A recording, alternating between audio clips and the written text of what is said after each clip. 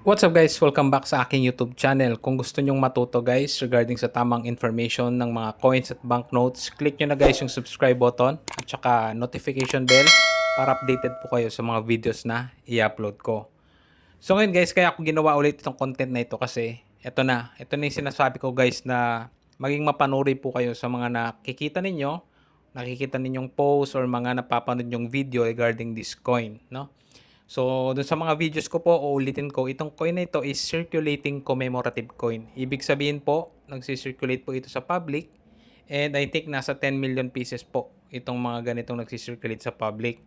So, naano lang kasi ako guys kasi may nakita akong nag-post na akala niya siguro rare ito. Maaring may napanood siyang content or may nakita siyang post na sinasabing rare itong coin na ito. So, pinost niya po ito at sinabi niyang rare at binebenta niya po ito ng around 12K. So, imagine that guys, no? Once na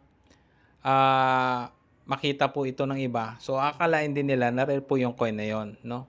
Kaya itong purpose po ng mga videos ko dito sa YouTube is para magbigay po ng tamang information sa mga coins. Generally speaking kasi guys, circulating commemorative coin ito. So possible po na kumbaga makakuha pa din po kayo sa public, no, itong coin na ito.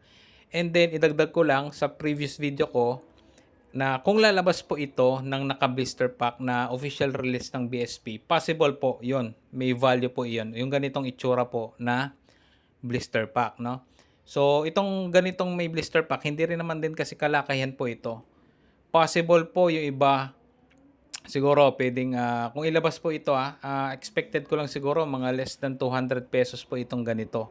No? Kasi yung mga ibang 10 piso po dati na mga commemorative coins, nasa 75 pesos lang yata yung benta nila.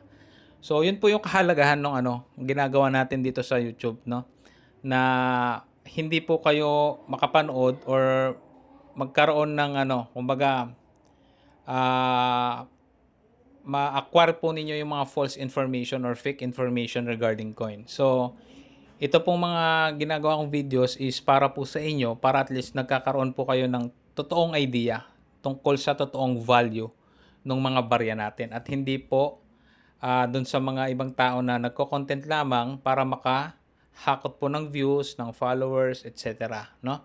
So, yun lang guys, no? At hindi po talaga rare itong coin na ito. At yun po yung i-ano natin. And kung gusto niyo pong i-share ito, pwede naman para at least malinawan po yung iba na itong mga coins na ito is hindi po talaga rare, no? Face value lang talaga ito, guys. So, yun lang guys, no? Nakakano lang kasi na yan, nag-uumpisa na silang magpakalat ng mga fake information regarding this coin. But anyway guys, tulong ninyo sa pag-share ng mga videos natin is guys, no? Mapapalaganap din natin yung mga tamang information regarding coins. So, yun lamang po guys. Maraming salamat sa panonood.